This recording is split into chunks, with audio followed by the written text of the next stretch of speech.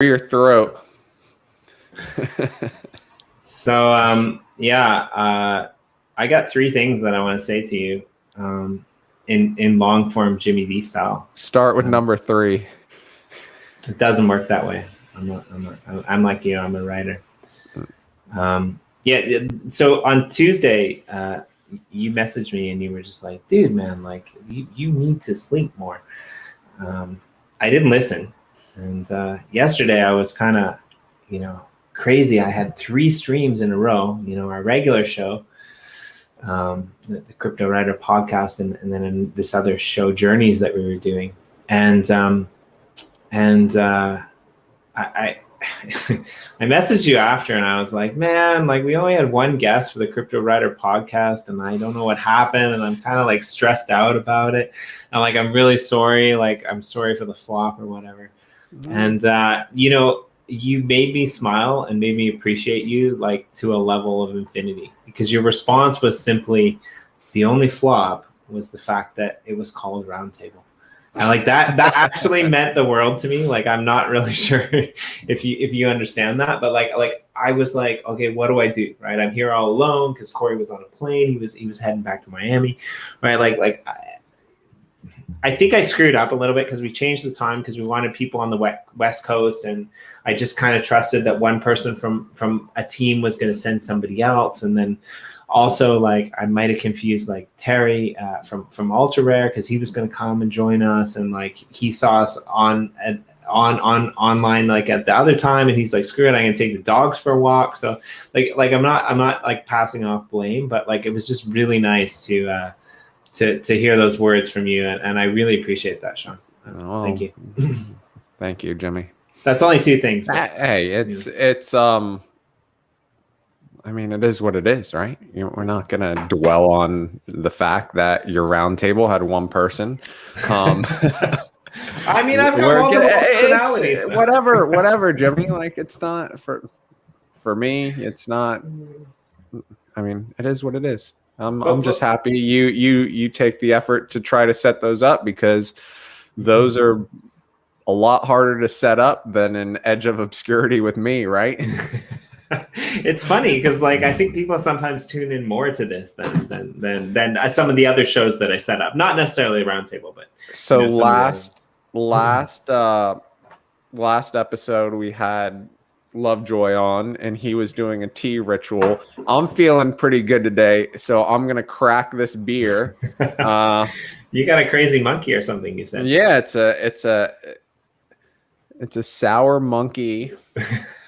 It's a sour triple, 9.5% alcohol. So this is like 2 beers in one. Maybe I can pour it like on the mic. I have this lovely chalice with an engraved. You probably can't see it, but I can see it. It has my kids' names on it. Ford and awesome. Brooklyn. So to Ford and Brooklyn. Can you hear that? Yeah, I can. Oh yeah. What are you drinking tonight, buddy? I went and I got some smoked shochu. It's a little bit more expensive than the regular shochu. What's shochu? Well, shochu is like a clear white liquor that the Japanese drink. What's the base? Wheat or sweet potato. They also have a sweet potato variety. Hold on, I'll be right back. I spilled a little beer on my thing here. Sure. Just keep them entertained. Yeah, so I'll answer that question because it's a good question. So they have like a wheat and a sweet potato base, and usually the girls don't like it so much when you drink the sweet potato base because it's a little bit smelly, and but I actually prefer the pungent sweet potato taste, even though the ladies don't like it. Sometimes you just got to be funny enough to woo them with your words, as opposed to the sweet potato based smell that's coming out of your shochu glass. Salute. Come on, Jimmy. I love the fact that you salute. Morton MD is I seriously just change your name because like you are a doctor in so many ways. Morton MD, I'm not even gonna say the man anymore. Morton MD has quickly become one of my most favorite people in the whole space because the guy takes the piss out of me on a daily basis and everything he says is 110% true. I love it. And he asks the best questions. Plain flavor, yes, it's plain. A lot of people put lemon in it. But sometimes I don't have time. But yeah, it's great. The sweet potato has a little bit of a more taste. So. Jeez, oh yeah, that was the third thing I wanted to bring up. I don't know how you're going to feel about this, but we've been doing the uplifters, the uplist, whereby you have one of your own, a couple other podcasters on the Cryptowriter network have one, and I'm just going to air this publicly, and I'm not going to say from who. But I think it's worth putting out there. And I also am going to defend some people as well. But I think like what was really interesting is I got an uplifter's comment today that like basically they wanted to be part of the uplift. They're a big part of the Cryptowriter community. Okay. And they really wanted to be a part of the uplift for the simple reason that like, they feel like the uplift and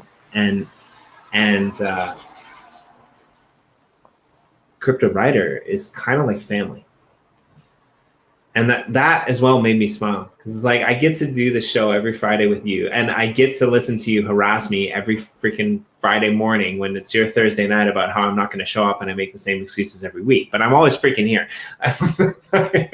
That's like, but like I do kind of feel that in a way, right? Like I kind of feel like, kind of shit hit the fan last night. We had one guest, we interviewed the hell out of him. He's pretty cool. I like what he's doing. But it got to the point where it's like, okay, well, what are we going to do now? And we went in, we walked around the Cryptowriter plot. It was really cool. Couldn't figure out how to open doors. You heckled me from the comments. That was even cooler. But yeah, like I honestly do feel like we've become family. But through proxy of you as well, the Cryptowriter people. So it's for all of the people who like Morton MD, who tune into these episodes, who tune into the Cryptowriter, other Cryptowriter podcasts, who tune in the Uplifters channel. Like, thank you so much, because we wouldn't be a family maybe without those people who come and watch this crazy Obscurity and Beyond show, right? Yeah, who's watching this stuff?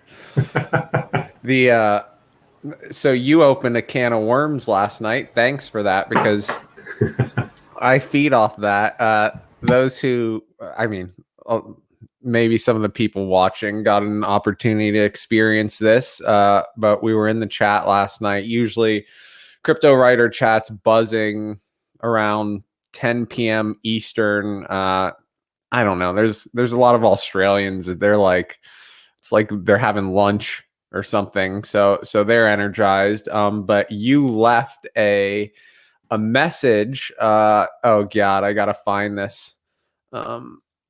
Do you remember what you said? So I said a couple things, and I'm assuming this is okay. I'm assuming this is the meme. Is this the meme message? Let me read it. Okay. So this is at 11:05 p.m. Eastern. Actually, it was a little earlier than that, but Jimmy says, this is great. Jimmy says, P.S. Go spam those Finney memes in the R Planet channel. For every one Bonds post, you guys all post one. Call it Two Legit Cryptos Call to Action. Wink. Okay. And I said, I thought I saw that. I'm like, this is a great idea. I didn't say it because they already started doing it, but in my mind, this is a wonderful idea, Jimmy. But let's make sure that we attach this to you. So you're muted, Jimmy. So they go and they start firing off. We have these like crackhead sticker sets and they're boom, boom, boom, firing them off. And next thing you know, our whole chat is getting banned from our planet. Every one of them just ban. Everyone's coming back. I'm so sorry. Don't listen to them me. bonds. Them bonds. then Bond shows up in our chat and he's like, you know, people were getting banned before they even made it. Charlie, our buddy Charlie Q, got banned before he even made it to the Our Planet chat to meme it, right? Like he hadn't even left our chat. He was just thinking about it and he was already banned. He goes to go to the chat and he's already banned. And then Bonds comes in, you know, in typical Bonds fashion. He's like, well, I don't know. So I'll fix it and I'll send Bond. No, Bonds. Bonds. Yeah, Bonds fixed it, and then he started bombarding our chat with Bonds memes. We don't ban people in our chat or like delete memes in our chat because you know our chat fun isn't a problem for our chat. You know, Our Planet fun. You have a little too much fun, you're gonna get a ban. You're gonna get the chat's gonna get put in timeout. But in our chat, fun is encouraged, and people can plant as many memes as they want. I mean, to be fair, like last week, I think I sided with Bonds and I said, you know, we should let Bonds post up to 2 memes a day as long as they're original. Like no reposting these like old memes. You can only do the original ones, right? So like, yeah, that's kind of okay. So maybe, yeah. What? I'm like I'm the middle ground, right? Like as long as the bus stays in its own lane, I'm fine. Isn't it fun? So I think it's fun that there's like a love-hate relationship with Bonds. Like we love them, you know, but it's just funny that you have these little, you know, the little, I wouldn't call it drama, just these little inside jokes between different people and different communities. And they're all just kind of, they're reoccurring, you know. It's like a Seinfeld episode in Bonds' Newman. Yeah. Okay, fair enough. I'm gonna have to really like ponder that. But yeah, like fair enough. We're gonna have to get Bonds on. Hello, Bonds. Like maybe next week. Yeah, let's get him in. He's not doing anything but banning people from chats and putting chats in timeout. Like it'd probably be a better use of his time. Like I honestly feel like when we have Bonds in here though, we're gonna have to like break it up into like 10-minute segments, and it's just gonna be like 10 minutes. We'll play an ad or something, and then we'll come back like 9 rounds of 10 minutes with Bonds and Sean. Like otherwise, we're gonna be beyond like Obscurity squared, I think. Can I here? I want to share something. Cat's out of the bag. We had a leak today. We had a leak of a collab we were doing, but it's all good. It's I don't know what it is. So can you tell me? Ultra Rare John could not help himself but to leak our collab with the Horrors 2. Let me share screen. Well, I actually did know about that, and that kind of makes me a little bit more upset that I messed up having Terry on the show last night. So like, go ahead. Yeah. That's awesome. Yeah, that's great. I fucking love that. Super excited about it. That's really cool. There's actually another half, like that's the artwork they did, right? And that's half the collab. And then there's our half of the collab, which we're not going to leak. But I will say, you know, we wanted to reward collectors on both sides of the collab. So on our side, anyone who has, you know, taken the time to level up their Finney, even if they just leveled it up a little bit, we'll be getting this, and we'll be getting the artwork from our side. The Finney we did for Ultra Rare. So exciting stuff. So by level up, you mean if someone has 3 of the same metal Finneys and they level those up? Is that anyone who is leveled up, you know, will be getting both pieces of artwork. No. So I guess I'm asking like what's what do you mean by leveled up? Because Our listeners know. Some of ours might not, and like we're family, so you should let that other half of the family. They can come into our chat and ask what leveling up is. I don't want to like give them. I don't want to hold their hand. Right. This is. Okay, fair enough. I'm gonna have to come in. I'm gonna have to come into the chat and ask that question. I'm gonna go do that right now because I don't even know if I know. People that have people that have been a part of our chat or ultra rare, they're collectors, whatever. They've completed sets. They've leveled up their Finneys. Those are the people we want to reward. So, you know what I'm most annoyed about right now. I'll tell you this honestly. Tell me. I'm most annoyed about the fact that there's so many great projects doing so many great things. And I'm in the midst, I think maybe you are too, but I'm in the midst of like what we're doing that oftentimes I don't even have time to go and like look out at what's going on, right? Like, but this makes me want to go and do it because these are two teams that I really love. And the ultra rare guys and what they put together is really amazing. And the Finney guys and what they put together is really amazing. And this is a little bit freaky. It's kind of freaking me out, to be honest. It's really good, but it's really freaky. Like their artists are amazing, right? We might have to spin like a whole story that goes off in this direction, an ulterior Marvel universe, you say? Yeah, exactly. I mean, what happens when the zombie virus like transverses into metal Finneys? Like, I don't know how this happens. How can Finney become killer? I mean, Shift is fucking with good Finney, and bro, word gets back to Finney's planet and they get fucking pissed off and they reprogram these other Finneys to be like cold-blooded killers. So it's like a venom. It's like and they start fucking shit up, right? Like I like it. Dude, if aliens have the technology, right? Well, I'm saying aliens, but if anyone from another planet has the technology to show up at our planet, right?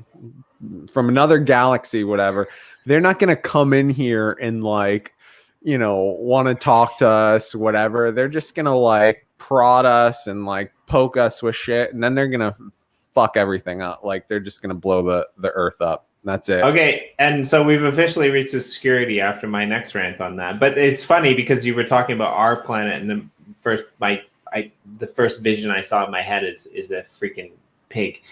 So thanks, Bonds and Swineline, for that. But no, you're totally right? I went down a deep rabbit hole at one point in time where I was like, if people are smart enough to get here and we're not even smart enough to know that they exist, they're gonna fucking enslave us all. in 5 minutes, right? Right.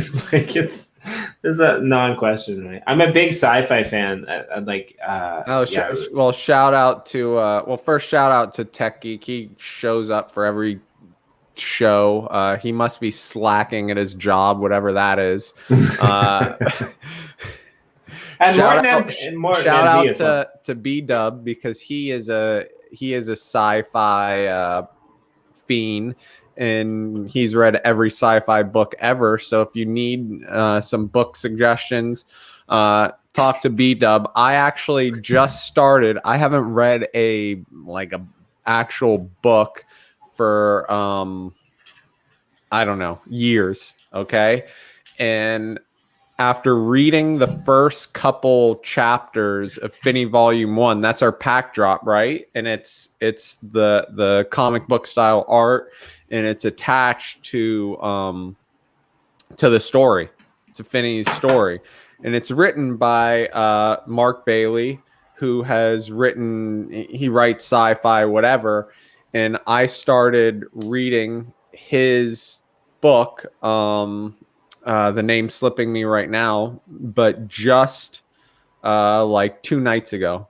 Because after reading the first couple chapters he wrote for the pack drop, I was like, oh man, I got to get inside this guy's head. So I bought his book a couple weeks ago, but I actually opened it up and read the first few chapters, and I'm really enjoying it. What's it called?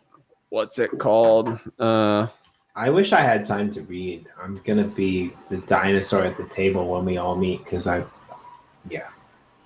no time. Yeah, I should drop the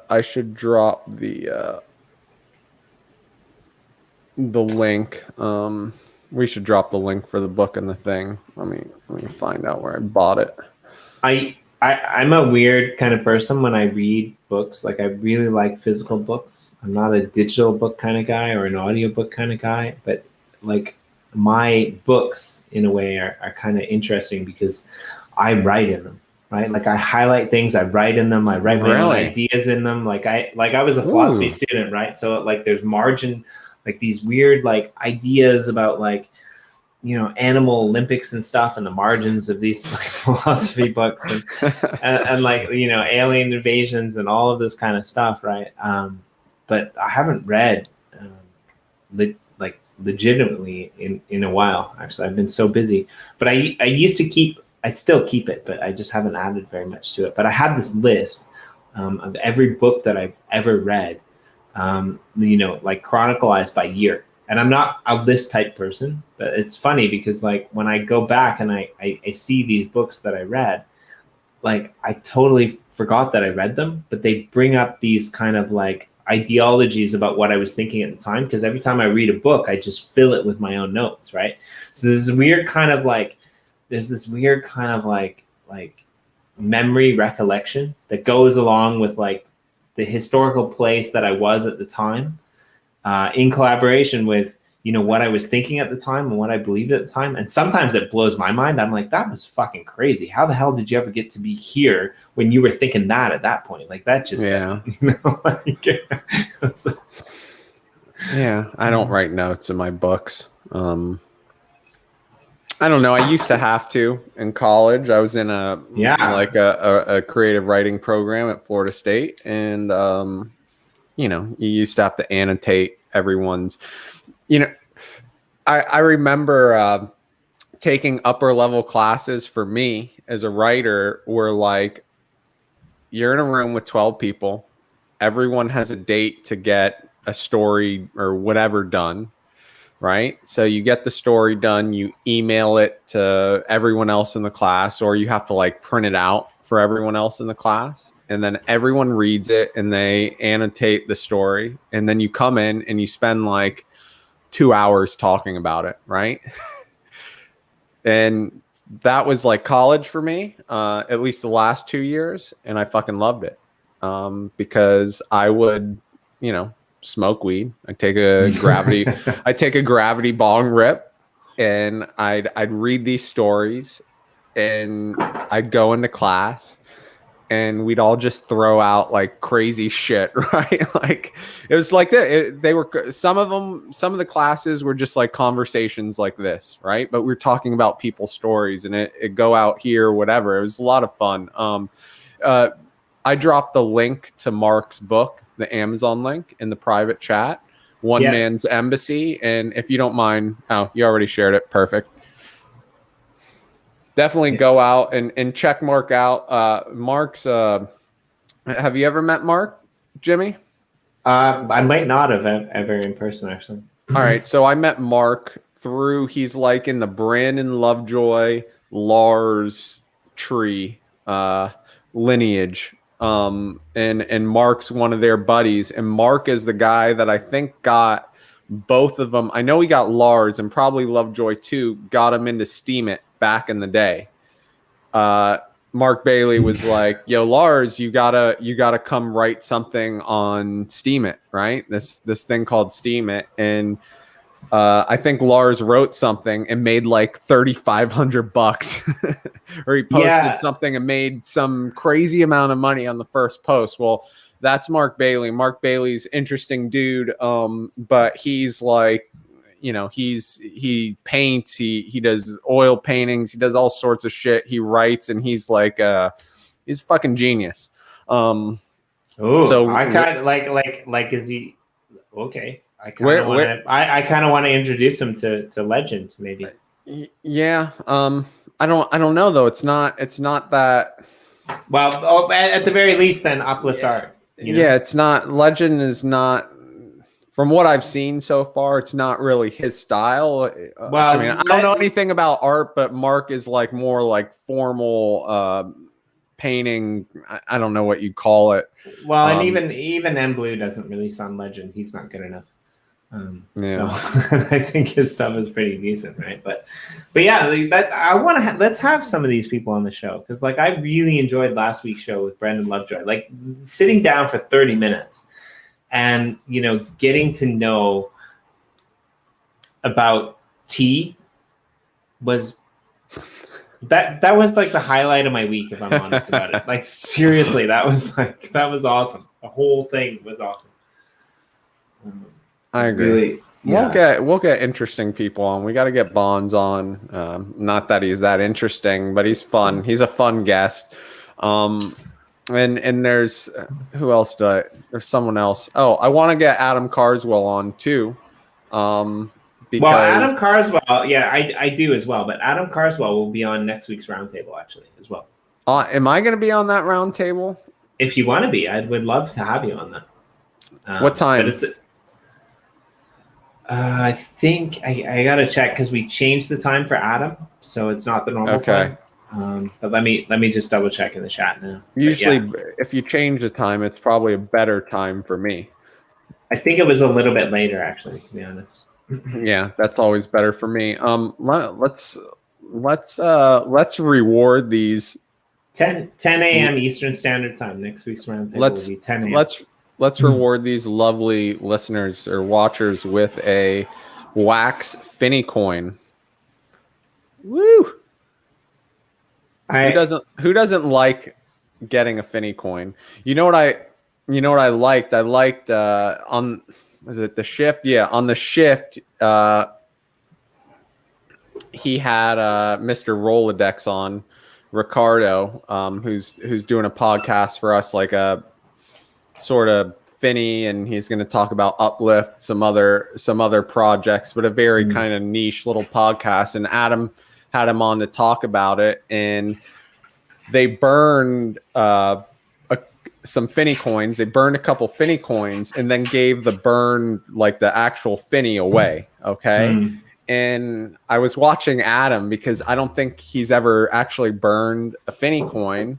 And so he watched Ricardo burn a couple, and then he sent Ricardo one of his coins to burn and give away. But I think Adam's eyes lit up because there's something, and we've talked about this, about giving away NFTs.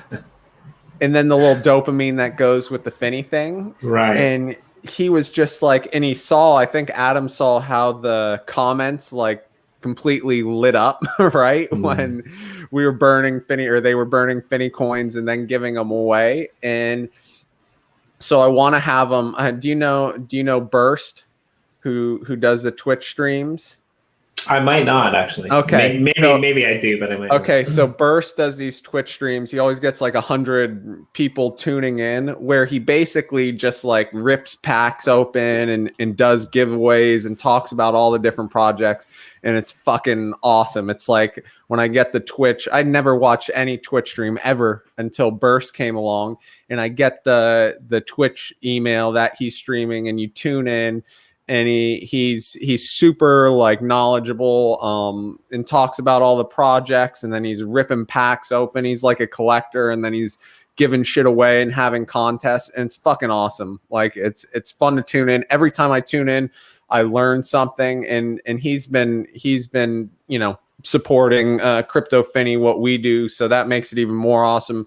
But I got him, I think on Monday he's going on Adam's show to just like talk about what he does, right? Because it's like, I don't know if it's a full-time job for him, but it's like his job. But what a great job to have, to just like stream like you do. Basically, you just stream, except he just rips open packs and gives shit away. And that, I think that makes it even more awesome. So we're going to give away a wax Finney coin right now.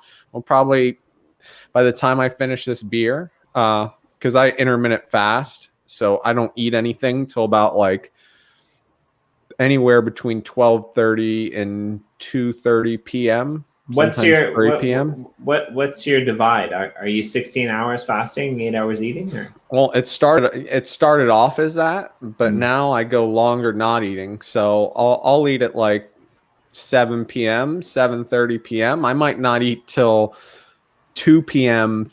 Sometimes I look up, it's like 3:30 p.m. the next day I haven't eaten. I also CrossFit at about 9 a.m. in the morning, like 3-4 days a week.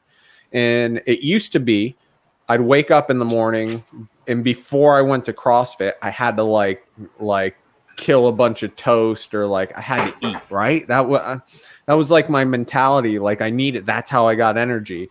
But then after the intermittent fasting, first couple weeks, you're hungry, like around 11, you're pretty hungry. But then after those first couple weeks, dude, it's like 3:30 p.m. and I look up and I'm like, oh shit, I haven't eaten yet. And I'm like, I better eat something, and I'll go out and eat. But I think it's a better way of, I feel better, and I don't think it's placebo. I just think when you get used to, when you untrain yourself from those cravings, I think it's better for you. Like I lost like 12 pounds. I just feel better. Yeah, so a good friend of mine does that. Nick, I'm always going to choose the Finney coin, because when you burn a beer, you're not even burning calories. But I like it. I like the fact that you commented, because I'm the one that's actually going to choose the beer over the Finney coin, probably. Maybe probably not, to be honest. But who would choose a beer over good crack? Well, that's the thing. Like, we put that up on the screen. I don't know. But anyway, let's go back to that, because my mind's in two different places. But so it's interesting because I quit smoking maybe almost a year ago, and I'm kind of in the space now where it's kind of crazy. Like, I can't really understand how I was ever addicted to it in the first place, because I don't even think about it. Like, I don't want it, right? But then I think about like intermittent fasting, and like I eat a lot, right? Like I'm not fat, I'm not big, but like I'm gaining weight. Like I've gained probably close to 15-20 pounds, 15-20 kilos, sorry, in a few months, which is quite a lot. And I've always been like a rake, right? Like I've always been like 15 super skinny. or 20 kilos. Yeah, maybe. That's not good, Jimmy. No, it's not good. But I was always underweight, right? Like I was always a rake, right? Like I'm not fat. So what do you weigh now? I don't know. I'd have to check, but okay. I think I'm 70 something, 70. What, dude? Like 79 or 83, somewhere around that. I haven't figured out the metric system. What's 73 kilos in pounds? Exactly. Don't ask that question. So anyway, or I could be wrong. Maybe I'm saying pounds and not kilos, because I don't know. Well, you're definitely not 70 pounds, dude. I promise you. Yeah, 2.5, right? So I think that's the 4 stones. Yeah, I don't know. Food, 10 food. You're 10 food. But anyway, so here's the point. Like I was thinking about this, and it's funny because like today we went for a walk. Went to kind of the cheap place around the corner, because I wanted to get some shochu, because I was like, I'm going to do a show with Sean. I'm going to do a show before. I'm going to do a show after. And so, yeah, this will be fun. And the missus, she wanted to get some tea, and also, some other stuff. And as we were walking back, it was cool. The little lady, she was running around. She was being annoying because she's like 1.5. And I went in the kitchen to make a coffee, and she came back to the living room, and she was feeding the little lady, and she said something to me. She said, like, I can't remember, but she's like, hey, can you come and feed her so like I can finish making dinner or something? And like I get really I'm kind of ashamed of it, but like I get really snappy, like at points of time. And I'm just like, God damn it, if you like, I've been cleaning, like I picked up all your stuff off the table. If you just like, if I didn't have to pick up all your stuff off the table, then I would like get my coffee and like I wouldn't have to deal with this and I would already be there, right? Like it's a really bad quality of my character. And like the best thing about my wife is that she just rolls with it, right? And she's just like I get my coffee, I come, I sit down at the table, you know, we have dinner. You know, I look at her and I'm kind of like, you know, whatever. Everything is okay. But like after dinner, like, you know, she comes over and like she sits on my lap and I'm like, are you okay? Like, she's like, I'm okay. But she's like, can you just like not be bitchy when you're hungry? Like, you're hungry. Like hungry. I'm not fucking hungry. I'm hangry.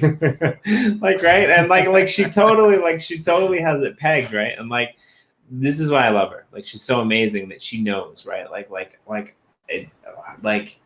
I'm just like, I just need a coffee. I just need to sit down. Like, I'm super hungry. Dude, you're a chick. And she keeps telling me this over and over and over again, right? Like, she's like, you're totally a chick. Like, you're totally a chick, yeah, right? Like, you are. Just, I mean, just say, look, I'm sorry. I'm a chick. Yeah. I have hormones. I can't control them sometimes. But actually, to be honest, like the beautiful thing about our relationship is like, I'm like, I told you this yesterday. Like, why can't you remember this? She's like, the only reason we're together is because I can't remember shit.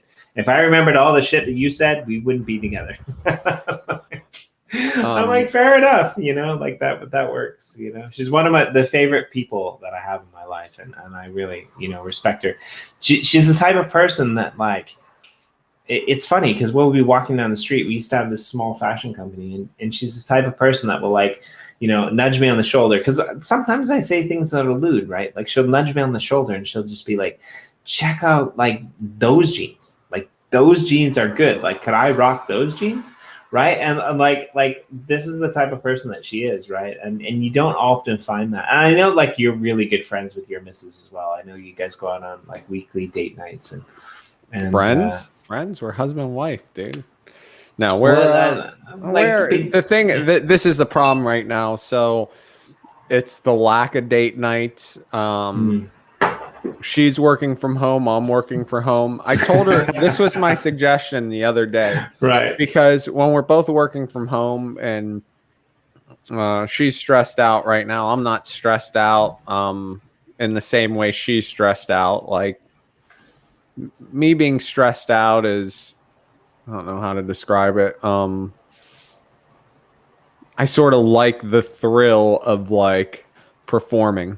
Does that make sense? Yeah, I'm not sure who's the chick in this relationship now, though, anymore. But I like being under pressure. Right. I thrive. Well, I don't know if I thrive, but I like a good challenge. Okay. Where my wife, she does great when she's challenged, but she gets stressed the fuck out about challenges, right? We see it through different, you know, maybe that's from a background of playing sports. Like you don't want things to be too easy all the time. Like, you look forward to and I'll tie this into NFTs. I knew that's where you were going, by the way. You knew where I was going before I knew where I was going. But if you're in this space and you know it with Uplift, whatnot, can you unmute your mic? I kind of like I hate when it sounds like I'm just talking to nothing.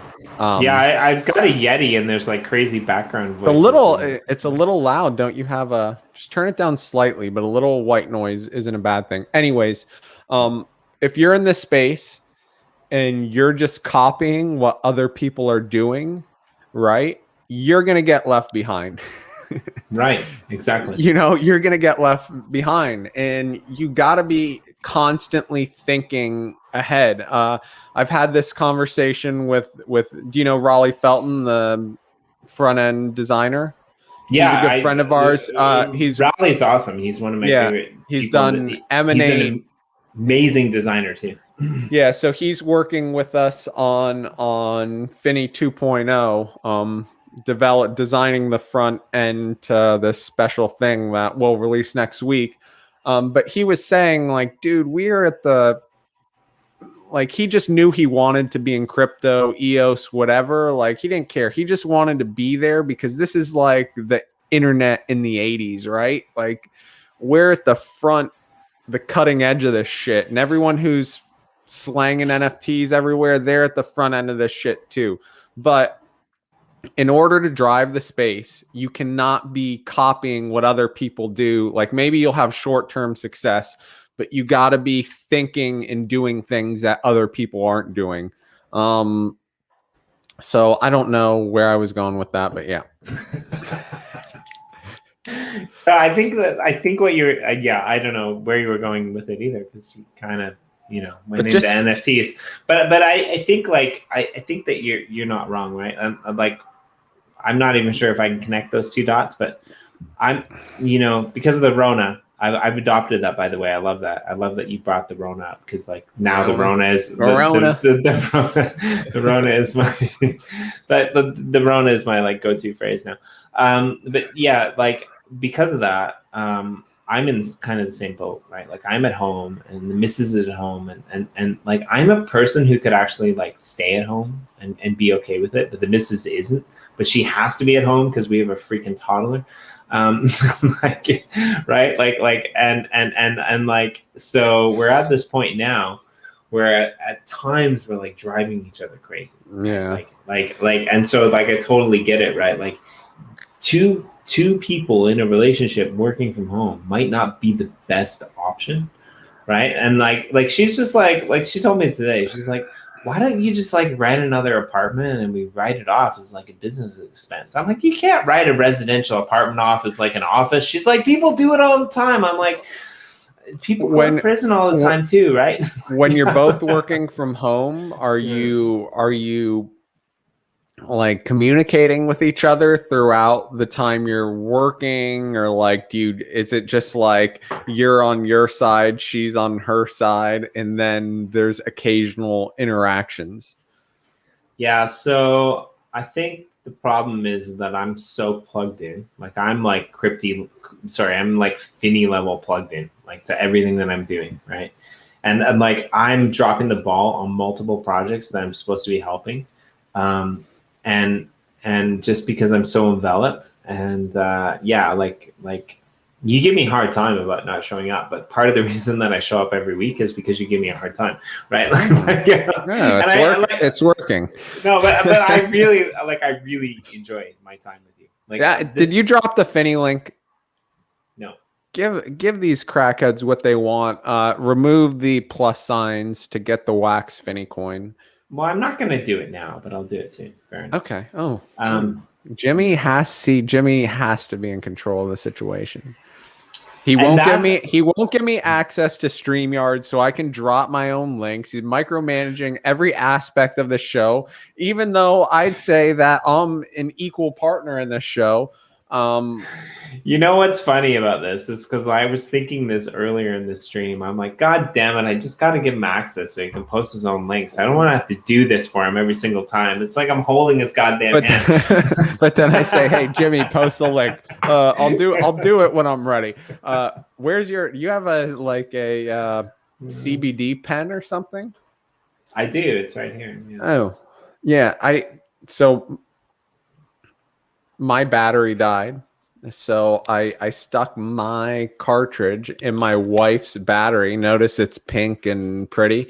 Even though she's not really a pink type person, she's more of a black, wear black type person.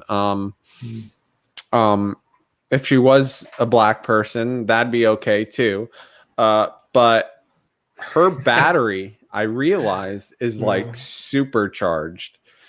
So, and I know there's temperature settings, but on the lowest setting, her battery outperforms mine by a mile.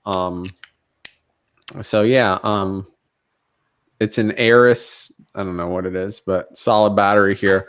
Do you puff on that thing all day? Less and less as time goes on. Yeah, it's interesting. As I've gotten older, I don't know.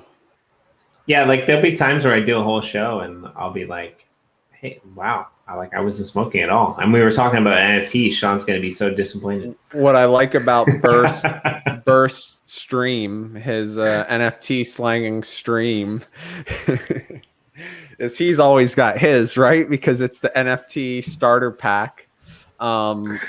He's got his thing, and he takes these. I wouldn't say they're like overly massive. Like, you ever see a person, you're driving in the car and you look over, maybe this doesn't happen in Japan, but you see this guy with like a battery the size of a phone, and he's like a vape pen, and he's like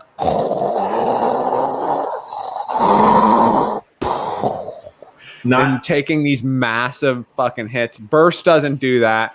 He does a good hit, but I like that he takes the time, like you hear it in the microphone, you know? Yeah, so we... Can you French inhale? I don't know what that means.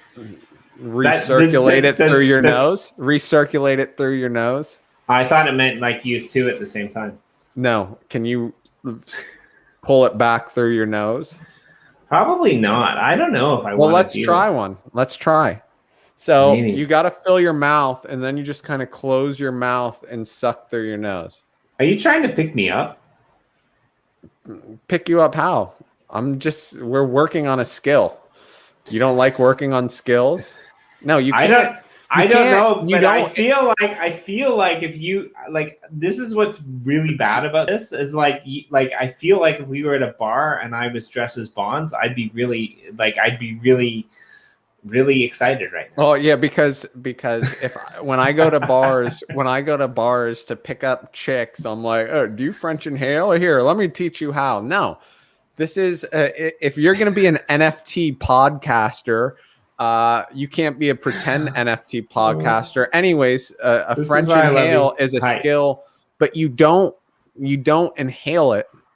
You don't inhale it until you pull it through your nose and inhale it. So you're basically just filling up your mouth. Like, you ever see people smoke cigar circle things? Same concept. You fill up your mouth with the vape, and then you close your mouth as you're sucking through your nose. It's kind of like, can you do this, Jimmy? Can you do circles and tap your head? Let me see. Let me see. No, tap your head. There you go. Oh, no, you're kind of doing circles with the hand up top. You're kind of doing circles. I'm totally doing it. Yeah. Yeah, no, I can't. No way in hell you can French inhale, bro. Don't even try. But let me show you. Let me show you. No, wait, but like before you show me. Like, okay. I want to take this opportunity to give power and control over to you. So I want you to give me a step-by-step guide and see how fast I fall on my ass. So it's a very simple, very clear instructions. Tell me what I need to do. Okay. I'm giving my life to you for the next 2.5 seconds. You need to fill. Let's say you were siphoning gasoline, right? Yeah, because that's something you just want to like. You don't want to inhale it, so you're just going to fill your mouth, okay, and then you're going to release with a lot of vape. Then you're going to release the vape out of your mouth by kind of closing your mouth and letting it trickle out, and suck through your nose while you're doing it. It might have worked. Watch me. And I know in Japan you can't have like weed. So what Jimmy's smoking CBD, this has actual.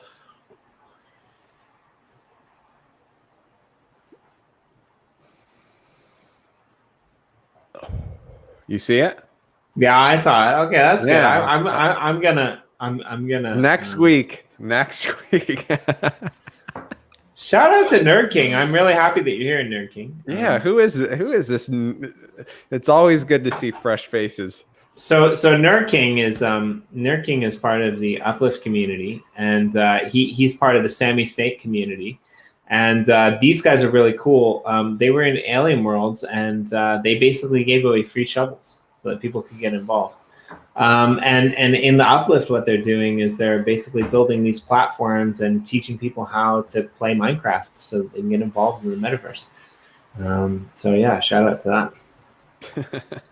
Well, you smoked enough CDB. Sean is the master. Jimmy is the student. No, Jimmy's a master in his own right. He's just got to pay more attention and to new skills and like evolve himself. I need to go stateside for a while. Yeah, I seriously do. I agree. And come, you got Corey down the street, or up the street, Right? I should say. Yeah. I'm down here. Corey has never, he doesn't want to hang out with me, but that's okay because, you know, it's his loss. I think it's more his loss than my loss. But we have, you know, I've told you, we have a community, an awesome community of friends, and in that community, there's a couple whales that take good care of us, and we have great time. And yeah, and everyone is welcome to our community. It's a lot of fun, but I don't know if Corey wants to get involved in the debauchery. Well, I think this is maybe what I'm going to have to do, because I know you guys are really close together. So maybe for a period of a few months, like 2 or 3 months, I'm just going to have to, like, you know, split the divide, live in the chasm, and make you guys come over. I know you're busy on Sundays. You do your own thing, but like, let's just pick like a random day of the week where we can have like barbecues at my house. I'm busy on Sunday with barbecues and whatever, you know, like exactly. That's what I'm saying. Like, every weekend we are doing something communal. Hey, don't get like, but you're busy with your family, right? With barbecue. No, but it's so I'm lucky enough where I live in a world where my parents live 10 minutes away. My brother lives like 7 minutes away. All our friends that we've been friends with for 20 years, whatever, you know, they all live, you know, within the same circle. We do have kids. Okay. So, and we do have dogs, and every Sunday, or at least one day of the weekend, right? It could be Saturday, it could be Sunday, depends if football's on, whatever. But we just take turns hosting like pool, barbecue, kids, dogs. It's fucking awesome. And we get tore up and we just do our thing, you know? And anyone is more than welcome to join that. And Corey doesn't have kids, right? No, he doesn't. Okay, but then every about once a month, okay, we'll go out on our buddy's yacht, and I'll go up to the beach, like where Corey's area is, closer to where Corey lives, and we'll do our thing out there. Dude, Corey lives on Miami Beach. I'm not really. I don't think he lives on the beach. I think he lives a few blocks away, but he lives. But okay, close enough. Yeah, right? I think it's walkable. I honestly, I don't know. It's kind of crazy. So okay, let me cut in here. Corey, drop the link. Did you drop the link yet? You forgot. Drop the link because I want to share more Finney coins. These people are here listening. I just dropped it. You really think they're behind? You really think that they're here to listen to us? I mean, I kind of thought. Okay, I think so. No, I'm just fucking. Thanks for detracting me 100%. I'm super excited today because I set up the stream after all the shit that you gave me in the Telegram channel. I set up the stream for 10:30 because you're not wrong, right? Like I'm streaming like 6 hours a day, and it's funny because one of the guys, the person actually who we had on the crypto roundtable last night, when I first started talking to him in Telegram, I said, okay, well, yeah, let's do this. Let's figure this out. I'm like, I think it'd be really fun because you've collaborated with Ultra Rare as well. Like, I'd like to do like an NFT series. And thank you, Sean. You know, you saw the writing between the lines because you were like, Jimmy, just come in here and get some artists. And you know, in true and Jimmy form, I was like, yeah, I just want to do this thing where like we have like serious artists. I don't just want to do artists. Like I want to focus on serious artists, and no fucking serious artists showed up because they were too busy doing it. But anyway, but it was fun. Like, you know, I had fun meeting him, and it was really cool. And I really like what those guys are doing. And we got to, you know, tour around and see the Finney plot as well. which was really cool. Because I don't often get enough time to do that. But at the same time, like, it's funny because he messaged me and he's like, yeah, like, when can I come on your show? Like, this is before we kind of had the Finney idea. And I'm like, well, I don't know, like, I got to figure it out. But like, maybe it might be like 2 or 3 days because I got to like work. And he's like, hey, you work a real job? Like, you work in the real world? I'm like, yeah, man. Like, why? He's like, I don't see how that's possible. You're on the stream all the time, right? And wait, didn't you tell me that you are not gonna like work in the real world anymore? I'm planning it, yeah. So, but I have this weird thing. Like, one of my best friends is actually my boss. And like, we do permaculture and stuff together. So, and that job's all online for like the next year. I'm a university professor, believe it or not. Apparently, Nerd King, I like, you're almost eclipsing Morton MD there with the 90% of my day. Like, oh my God, Nerd King. We got to get this guy out of the house. Yeah, but you totally like, yeah, go burn some Finney coins or something. I do love you though. Like watch back some of the streams on the Uplifters channel. Nerd King is like, he's a really good human being, and what he's doing for community, what he's building for community, and like NFTs, like, I'm a really big fan. Like, I'd like to have you on this episode as well so that you can meet Sean, because he'll be nice 90% of the time, and that's what I love about him. Right? But yes, back to the question. So I'm at the point in my life right now where it's like, I live in one of the biggest cities in the world. I pay extreme amounts of rent. I don't quite make enough to be able to live here without working a real world job. Yeah. But if I moved most other places in the world, I could do it. And now I'm at that point. It's like, why not? Right. However, I do have a toddler, and there's another complication that prevents me from moving within the next year. But after that, like, and if I'm not going to move, then there's no point to quit my job, right?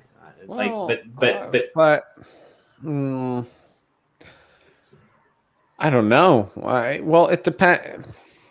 I'm not saying I'm going to quit some of them. But the way I see it, there's no point to quit them all, right? The way I see it is this, and it's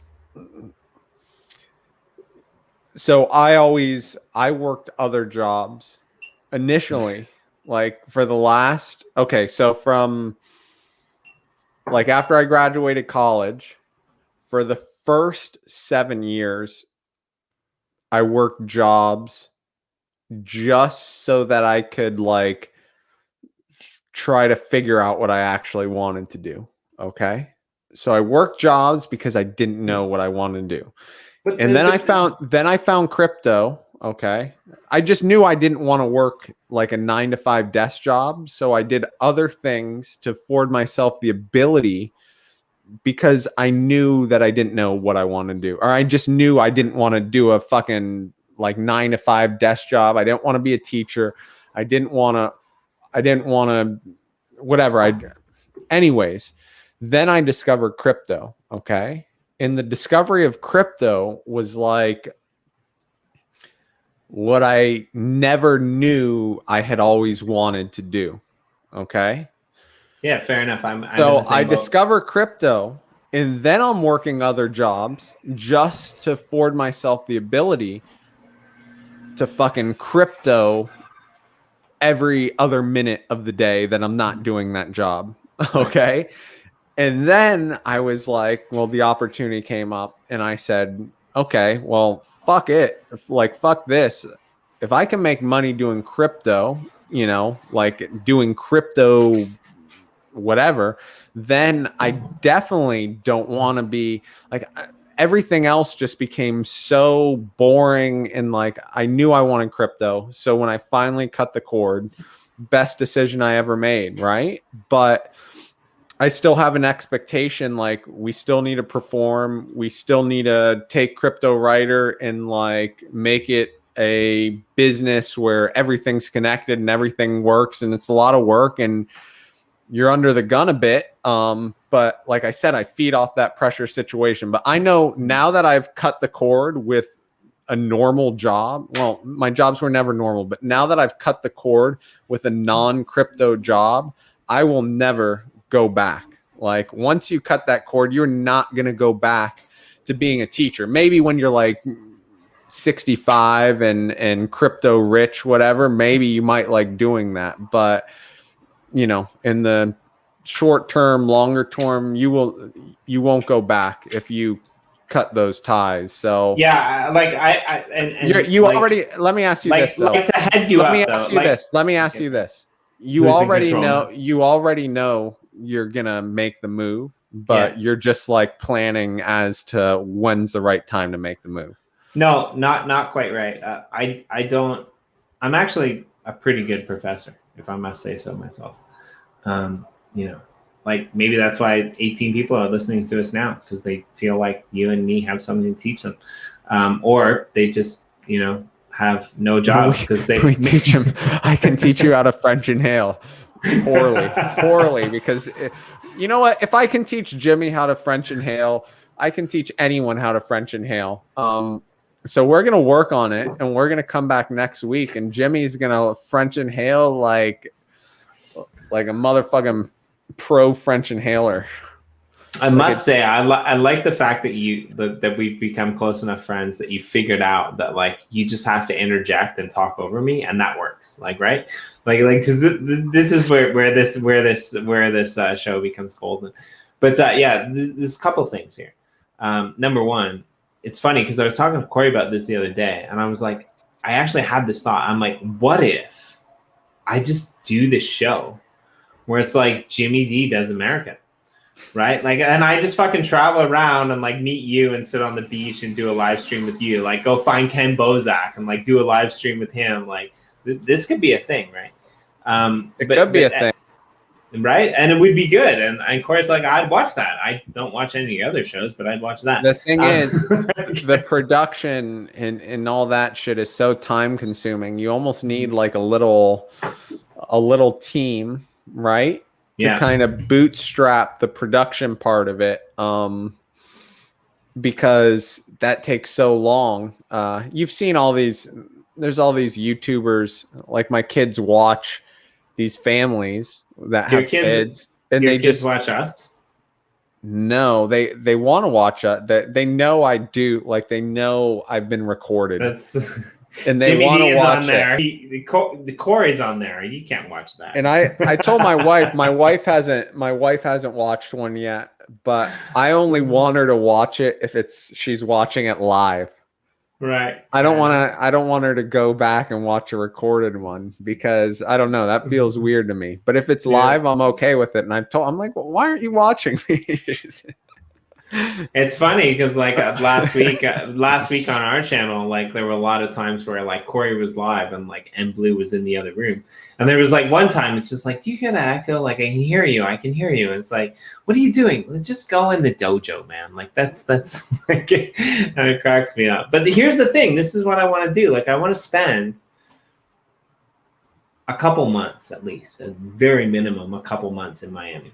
Right, like this is my plan, right? And like I don't know what we're gonna do for that show. Like I don't think that we should do the show at this time, because if I'm in Miami, no, like we need to do it when we can both have a beer, right?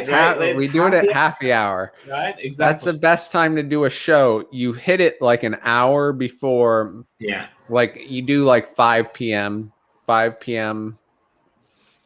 It's kind of good, I think. Well, at least in the US. So my favorite time to watch a show, like a stream, would be like 5 p.m., like an hour before my wife's workday ends. Okay. Because even my wife, like at 5 p.m. on a Friday, whatever, she's going to start getting into the weekend mindset. So it'd be a good time if our show, we were like in the weekend mindset an hour, a few hours before everyone else in America. Okay. So then, you know, you're planning we're planting the seed for them to get in a weekend mindset, so that when it's time for them to get in a weekend mindset, they're in a great weekend mindset. I mean, I like Morton's comment, like, because he kind of threw you under the bus there. Always happy hour in Florida. I mean, but you're right? Like, so actually, two things. We're gonna, I'm gonna end the stream, and that kind of means you with it because I have the power. At the very least, in a half an hour. But I'm good to go for then. But I should take a little bit of a break. But what is the next? Here, promote the next thing you're doing. I'm gonna do it because he's in the comments. We're gonna have Jason from the Hustle House on the journeys, and we're gonna go have a look at their plot, and we're gonna go see what they built. Can't. He doesn't just want to be pulled into here. I mean, the stream's already set up. I mean, no, I wouldn't do that. I wouldn't. Unless he wants to, and we just roll it right into. I mean, we're still gonna because we got Cowie on the line. But I mean, if you want to join that stream, I'm more than happy to have you. If you've never met Jason, are we gonna somebody wait? that you should meet? Is this journey thing? Is this what our builder is gonna come on? Yes, you and your builder are gonna come on. He went out and bought the best webcam he can buy. He sent me a clip today. Like looks nice. Good, sounds good. He said he's got to clean up some shit in his guest room, and I said, yeah, you got to make it as prissy as my guest room, right? You got to make it as prissy as Chef's office. You see that wood thing, that headboard? I mean, if you're inviting me to your bed, you see the headboard there? That wood. I do. I like it. I made that. I made that. I did. See? Look, kindred souls. It lines up perfect, but my dad, I told you this very first episode, my dad was like, on the weekends, we were going to fucking work in the yard with him, or we were going to like build shit, and he gave me the skills to be able to do shit on my own, whether it's make a deck or build a headboard, or that all came from my dad. And I'm glad I have it, because I know also my wife doesn't know how good she has it, because we've been together for a while, over 10 years, married for about 10 years next year, but we've been together for a few years longer. But I've always been able to we never have to call anyone, right? Whether it's electricity, I don't do plumbing, but whether it's electricity or just like carpentry, I'm pretty good at it. But I have friends, right? Like buddies of mine who can't do, they can't hang blinds. They can't do anything. They can't drill a hole. And I mean, that's it would suck to be their wife, right? Those wives have got to be looking at me and then looking at their husband and saying, "Hey, Steve, why can't you do the shit that Sean's doing over there with the landscaping and the headboards?" Is this your Tinder profile? Like, is that what's going on here? Should it be? Maybe you might get some hits. That might be a good. I've never had the opportunity to use Tinder, Bumble, any of that stuff. I think it would have been fun. Yeah, I'm with you. You? I no, I haven't. I'm horrible at it. Like it's funny because I tried it once and I was horrible at it, and I'm kind of like an in-person type of thing, but you're better in person. I like to think that that's true. I mean, I'm not really sure. Let's see when we actually meet. Yeah.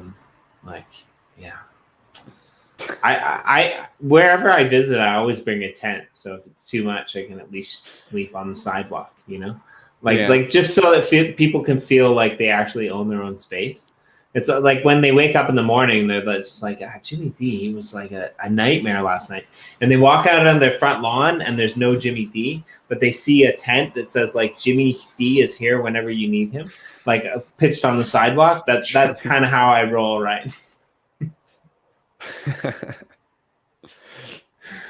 Oh man, J and K says my dad learned me how to roll a blunt. Well, he should have taught you how to proper grammar, sir. No, just kidding. I had a teacher that taught us how to roll a joint. I'm a fan of that. I kind of feel like that should be standard procedure. To be like honest. a senior English teacher, man, can't remember his name, but that was like his thing. Like at the end of the year, he taught kids how to roll a joint. You know, why not? Yeah, exactly. Why not? Can you roll joints? Were you the guy that rolled their own cigarettes? Don't be surprised if there's a tent pitch. Like, I'm pretty sure the Japanese authorities aren't recording this or watching this, and I'm not in Japan. I haven't been in Japan for a really long time. That's my disclaimer. I don't even think I've ever been to Japan, to be honest with you, because the Japanese put out a press release that basically said, "Oh yeah, Canada's legalized marijuana, and if you're Japanese and you go to Canada and you smoke marijuana, we're still gonna bust you." Cigarettes, tobacco. I live on a boat in the middle of the ocean, and yes, my boat is this big. However, I was a fucking brilliant joint roller back in my day, and it's interesting that you bring this up. Because it's funny because now, since I've quit smoking, I don't really know what I'm going to do. I use this CBD thing, right? And it's very much legal in Japan. But you don't live in Japan. A country that I'm not living in right now. But I use this CBD thing. And it's actually like, it's funny because the media here calls it the next tapioca, right? And like there were these it's a weird thing, right? Next tapioca, right? But if I go back, if my boat that I'm living on now happens to wash up on the shores of Miami, or funnel down the St. Lawrence, what am I going to do? Because I actually really like that aesthetic of sitting down and rolling a joint. Like I'm a really big fan of it, right? Like I really like that, but I'm not actually sure if I want to like burn off all the little hairs in my throat anymore to like smoke it. This is what we.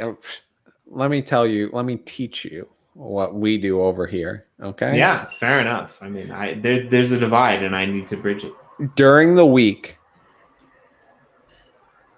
we use one of these, okay? And we used to just smoke dry herb during the week, just a puff here and there out of the bubbler that Bonds made me, actually. The custom bubbler that Bonds made me. We used to we'd take a hit of that.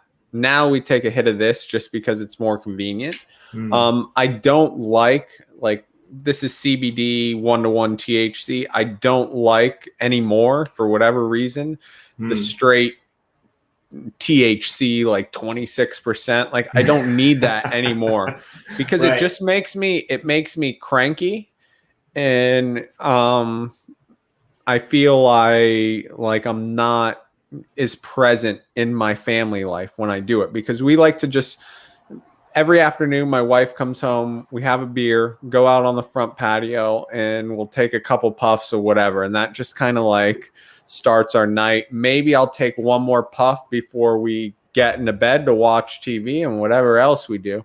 But yeah, whatever other crazy shit we do.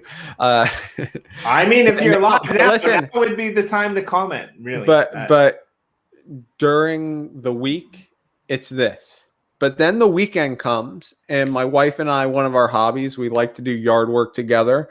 And so every other week we go out in the backyard and we start pulling weeds and trimming shit and doing all that. And we like to have a joint rolled. Okay.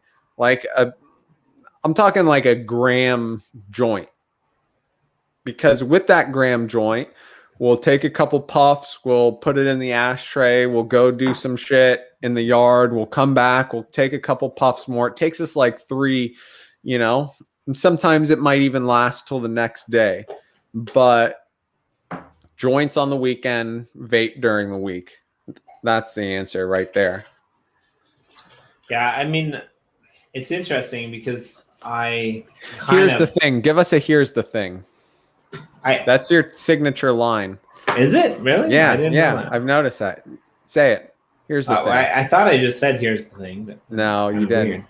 Okay, fair enough. You wanted to. Here's the thing. With a pause. now you've made me blush. Just do it. Do it. Yeah. Well, here's the thing, right? But usually this is supposed to be, followed by some profound, state of wisdom, and I got nothing right now, really. But like seriously, like this is what I might be missing, right? Like I know what it is. Here's the thing. I kind of might have had a bit of an issue. I mean, and when I showed up in Japan, it was good for me because I couldn't do it, and I actually happened to live in the place that, it's one of the few places in the world that like marijuana grew naturally, and they would go in and they would bomb the mountains that grew naturally, every single spring so that it wouldn't like repopulate, and everything else with it, which was crazy, which is the northern island in Japan. And what's interesting about it is the fact that like before, the Second World War, when the Americans came in and rewrote the Constitution, like it was a common facet of Japanese life. But the narrative, the narrative that went along with it. What was that really famous like anti-marijuana shell campaign that came out in the US in like the 1960s and the 1970s? Do you know what I'm talking about? I wasn't born in the 1960s or the 1970s. No, so I have no idea. No, it's a massive part of pop culture, and it's like it's so bad, like it's a meme now. Like we would look at it as a meme now. Does anyone out there in the audience know? It was.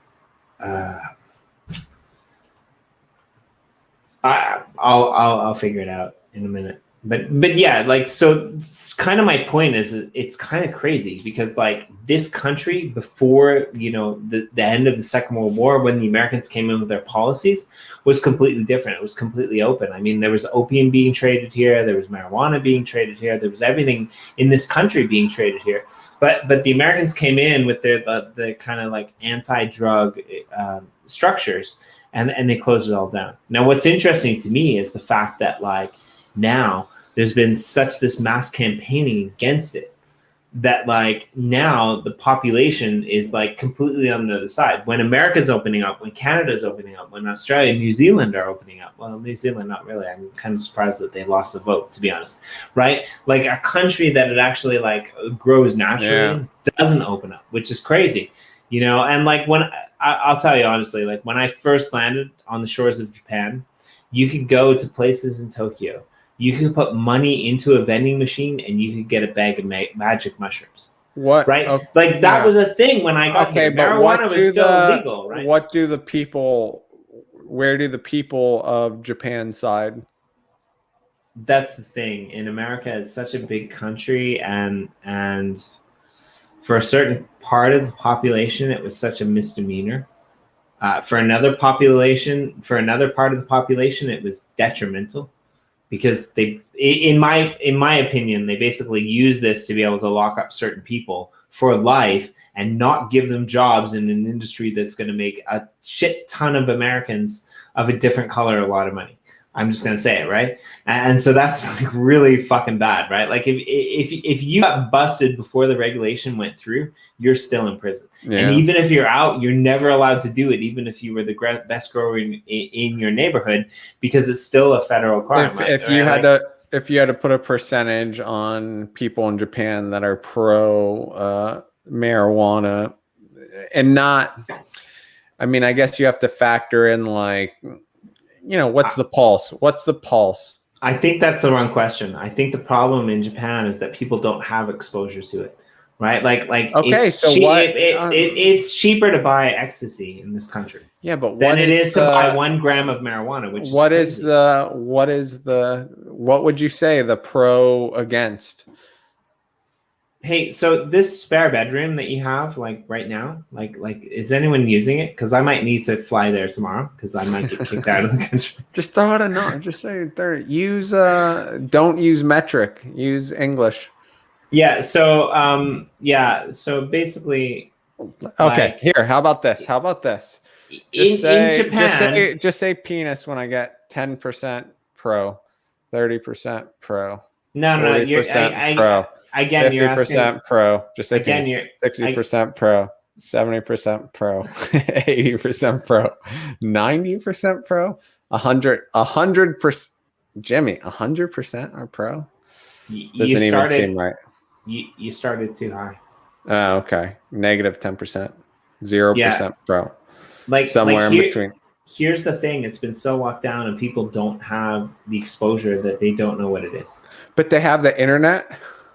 They have the internet, but like that's the thing. You have this draconian Japanese government. I'm so fucking coming to your house tomorrow.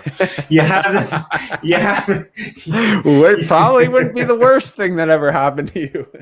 You have this like you have this crazy draconian government in this sense, right? Like in other senses, in financial senses, like it's crazy to me still that the rest of the world goes through a recession and everyone freaking moves their money to Japanese yen. It's absolutely nuts, right? And Japanese yen is the stable currency, but on paper, the Japanese economy is worse than fucking. Sorry, I get really excited about this. You've never seen this side of me, maybe, but like it's worse than like Greek. Yeah, it's worse than all these places combined, right? And so you have this draconian government who's coming out and saying, well, Canada legalized it, and if you go there and you smoke in Canada, then we're still going to put you in prison. That's fucked up, right? Like that's seriously fucked up. And like I'm probably like you. Like if I move back to Canada or I move to America, I mean, I might, Jimmy, but these are I might use CBD with like a little bit of marijuana in it, but like I don't want that anymore. Like, it seems like they're just saying this stuff. If you go to Canada to kind of keep control of the situation, it's not total.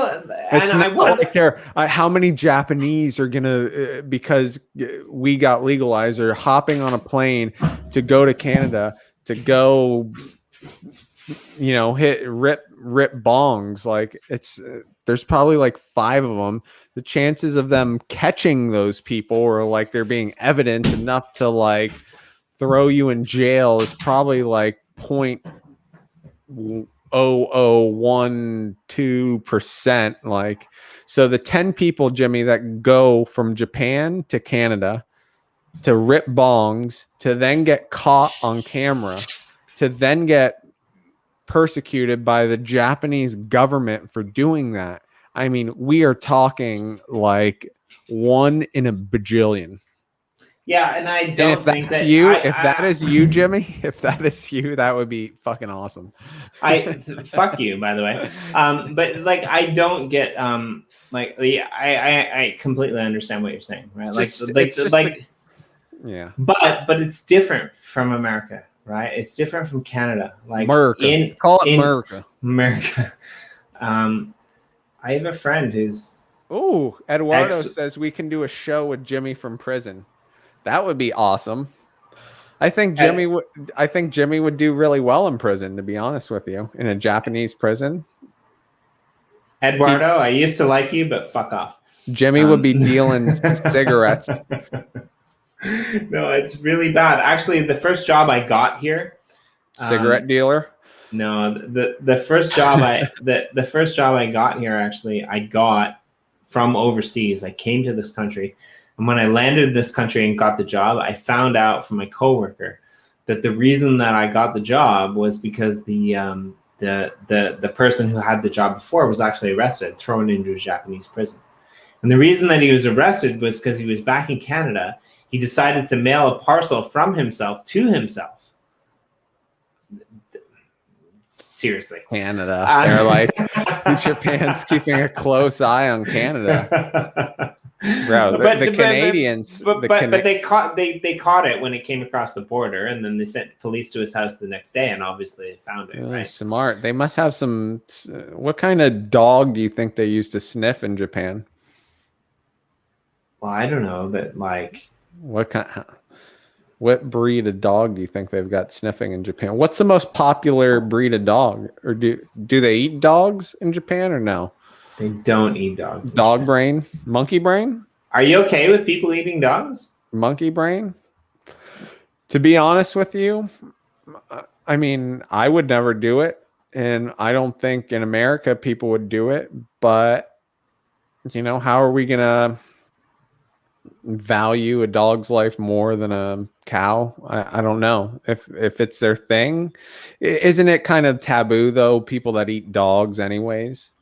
Well, I don't think in certain countries of the world. And this is why I freaking love the show, because this really is like, don't get me wrong, I love Corey, you know, and I love hanging out with Corey, but like with Corey and me, other than like weekly roundup, we basically have an agenda. So we try to stick to it.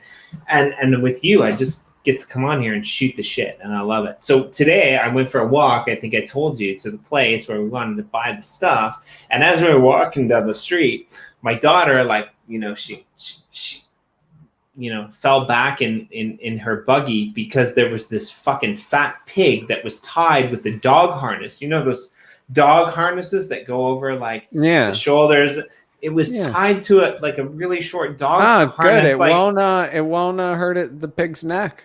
It won't well, put stress on but fair enough, but it was super fat and it was super short and it was sitting outside of a business in Japan. And we're just like, which is a country that I'm not in, by the way. I saw it on YouTube. But like, yeah, it was sitting outside this. You think it had a Rona-virus that could be passed on to humans? No, it was a fucking pet, man. It was a fucking pet, and it was really weird. People have pigs as pets. I mean, they're gonna eat your sofa. They're gonna eat the entirety of your sofa. Well, that's why you chain them. That's why you chain them. People have pigs as pets. No, that's funny you brought up the pig. My sister was in town the other weekend, a few weekends back. We had a party at my parents, and she came in town for that with her kids, her husband. Ooh, that's a fatty. That's a fatty, right? Listen though, and she went for a walk around my parents. She went for a walk around my parents' neighborhood, and my parents live in a nice neighborhood, a big acre plot, pretty awesome neighborhood to live in. And they were walking around, and there's all these nice houses, but they were walking by a fence, and they heard like snorting, right? And they're like, eh. And they look over the fence, and there was like a big pig. And there was a teenager out there like hanging out with it, and they called him over to the fence. They had a conversation. He's like, yeah, it's our family pet. My sister's like, do you let it go inside? He's like, yeah, absolutely. And this is like a nice house in the suburbs of Miami. But I had a buddy who someone had gotten a little pot belly pig, whatever, like a little one, a puppy. What do you call a baby pig? You know, what do you call a baby pig? I look it up. I think it's a piglet. Okay, okay. They had a piglet, puppy.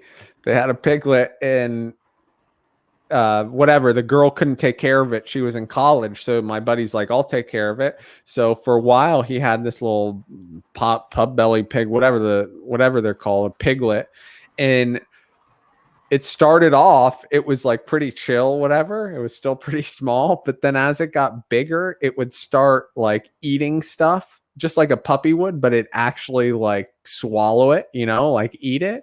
And it started growing these tusks, and you had to give it a surgery, like a pretty expensive surgery to get the tusks removed. And my buddy's like, man, this doesn't feel right.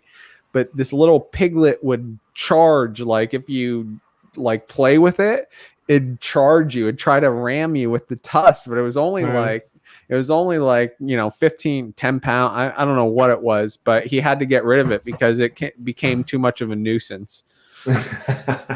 So I got a couple of things. The first is not related to one pigs. more. My parents behind their house.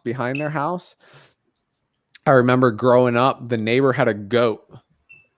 that lived in the backyard. I think the neighbor was lazy, didn't want to cut its grass. That's brilliant. That's or whatever. my kind of So design, it had a really. goat and like a pump. I don't know, but I remember the goat. The goat would eat anything.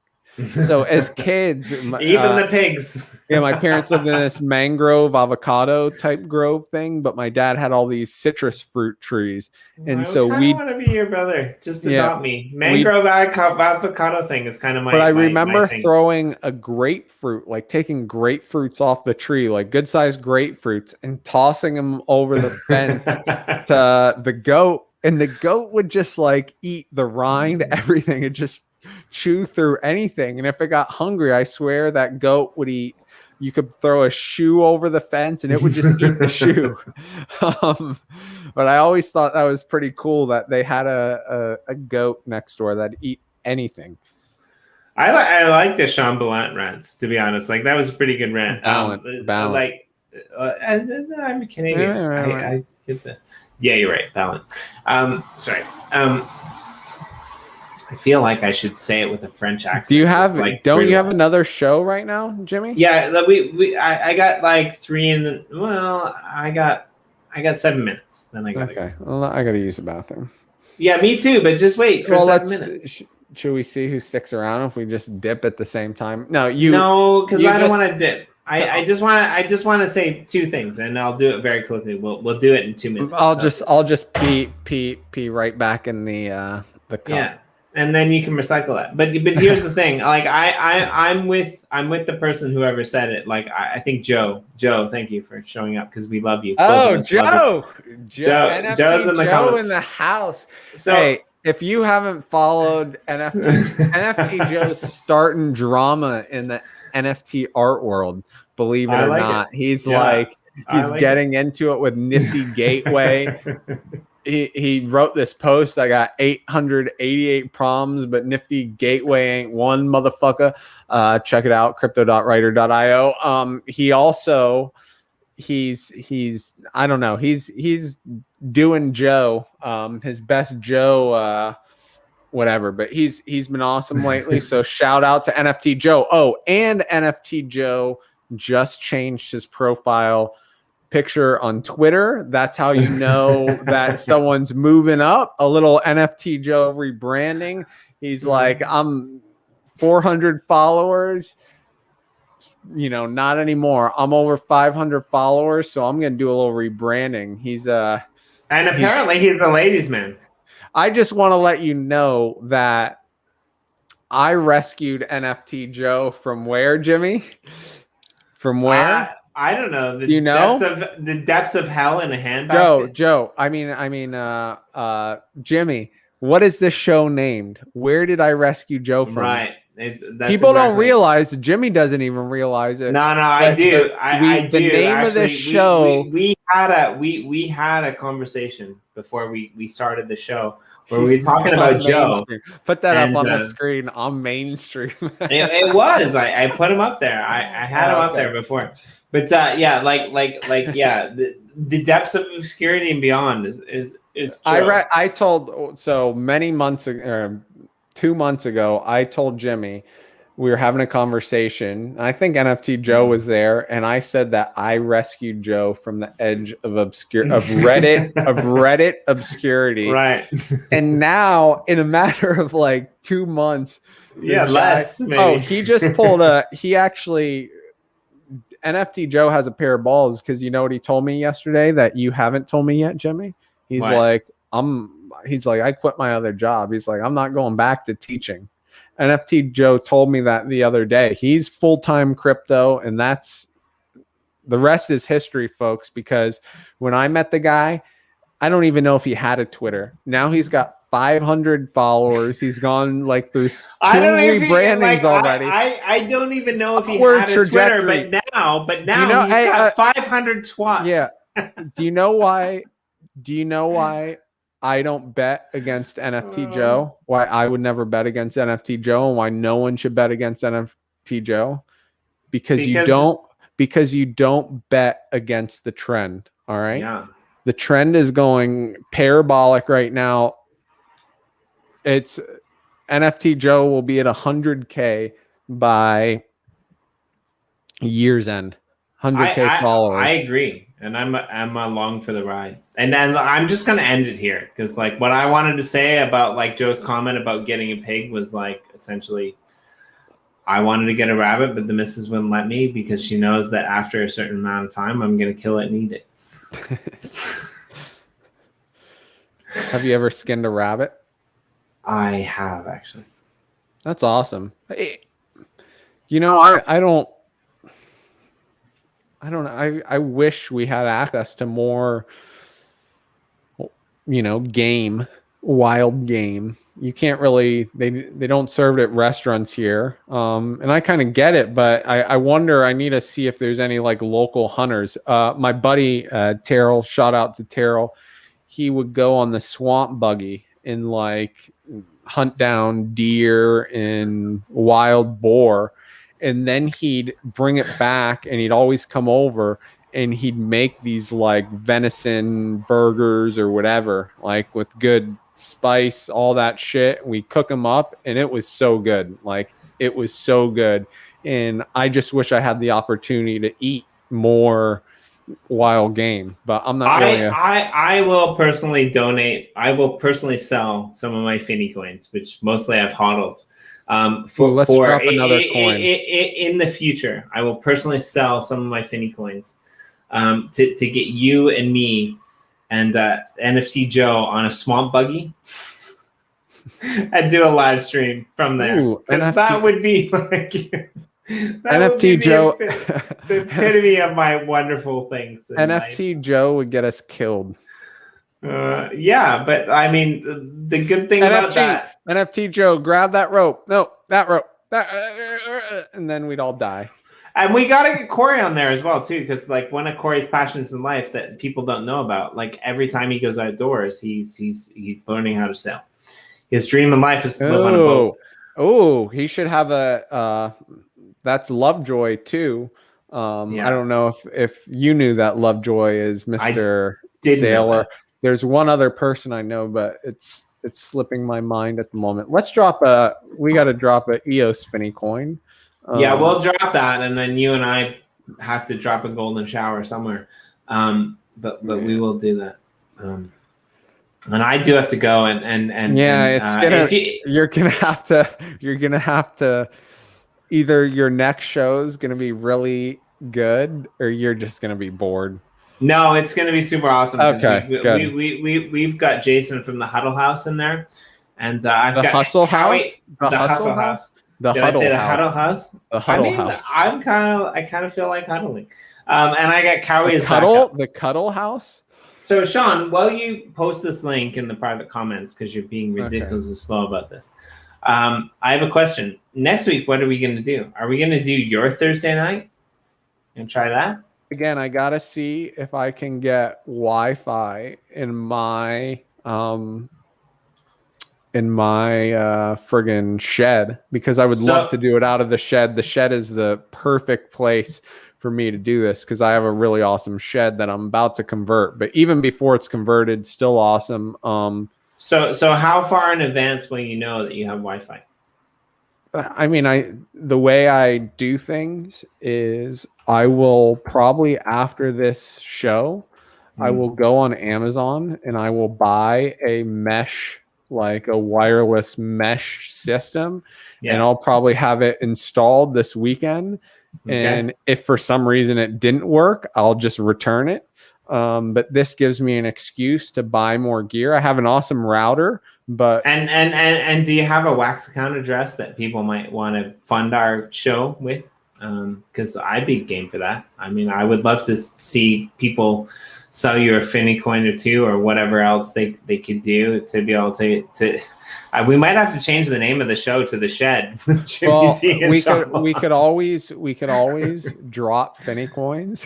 Yeah, fair enough. And then people could drop Finney coins that people could sell if they wanted to and donate to the show. No, I don't. Who cares? We'll just pay you in Finney coins. Okay. I don't need to be paid for this for you. I didn't even book these. I would like, after watching Burst stream, the Burst stream where he just like rips open packs, and then watching Ricardo and Adam just like burn a few Finney coins. Like we need to be doing more of that. Okay. So maybe Hey. I'll talk to Kenny or maybe because what I do like every month I get an allowance of Finney coins to toss out and I usually toss them all out, but maybe I'll take a couple days in a row. Like, you know, if we're doing the show Thursday or your Friday morning, my Thursday evening, whatever it is, I'll save up a few coins so we can give them out on the show. Well, and then people can tune in. I really like that idea, but I just don't want to talk about, you know, promises that might not be things. No, what do you mean, bro? What do you? I don't. Stop. I'm not talk about it and not do it. I'll just fucking do it. Let me say this because this is what I think we should do next week on the Cryptowriter Roundtable on Thursday night. We're gonna have a show dedicated to what makes a good podcaster. And I mean, in my opinion, we might pull a couple other people in, but Thursday morning or Thursday night? The normal time, whatever. 10 a.m. Eastern Standard Time, right? Okay. Yeah. And the night before, we are gonna aim to have this show and we're gonna make it extra spectacular because it's Jimmy's turn to wake up in the morning and do a show. And it's my turn to be at night, but we're going to make Jimmy day drink. We're going to make him French inhale, and it's going to be the best show ever next Thursday. Shut the monte. We're going to do the Cryptowriter podcast at 10 a.m. Eastern Standard Time. Oh, the same day. And then so our show is actually going to be after. Yeah, you're right. You're right. But this is what I'm going to do. I don't know if you guys. I don't know if you guys are actually paying me or not. So let's just figure this out. But what I'm going to do is I'm actually going to donate a couple. Fucking Quan gets every coin. He's amazing. He lubes his keycaps. That's how he gets them. Go ahead. I'm going to donate 2 Finney coins to our roundtable next week. And we're gonna have a we're gonna have a 1 hour extravaganza of Cryptowriter podcasters that I want to do something really cool with. Yeah, but you say night, but it's our morning. So okay, I won't donate any coins then. Problem solved. No, you can do. This is what we're gonna do. You're gonna have now I'm kind of happy that I solved that problem because I don't want to give my fucking Finneys away, man. Let me just say, we'll finish. You're gonna have not the Cryptowriter. You're just gonna have what makes a good podcast roundtable. Yeah. Our Thursday morning at the normal time of the roundtable. Well, a little bit later, but yeah. Our Thursday evening, your Friday morning. Yeah. We are going to have To the Edge of Obscurity. Yeah. And we're going to do a good podcast. Yeah. So we've learned how to do a good podcast in the morning. What makes a good podcast? And then we're going to take what we've learned, right? And we're going to put it into a podcast a few hours down the road, like later that evening, following morning. Yes. And we're going to burn Finney coins and we're going to give them away. And I'm going to get a mesh. You're not quite right, though. Like, you've learned how to do a good podcast in the morning. I've learned how to do a good podcast in the evening, but we're flipping the script. What's it going to be like with Jimmy in the morning and Sean in the evening? I get that. Shit's going to get crazy. Yeah, I agree. All right, Jimmy, you gotta work. Back to work. I know, because seriously, honestly, like I already did the shot, but I do need to say this. I got to work, and this last 2 hours with me and every week with you, however fucking long we take to get beyond obscurity, it's not work for me, and I really need this in my life. I love you, mate.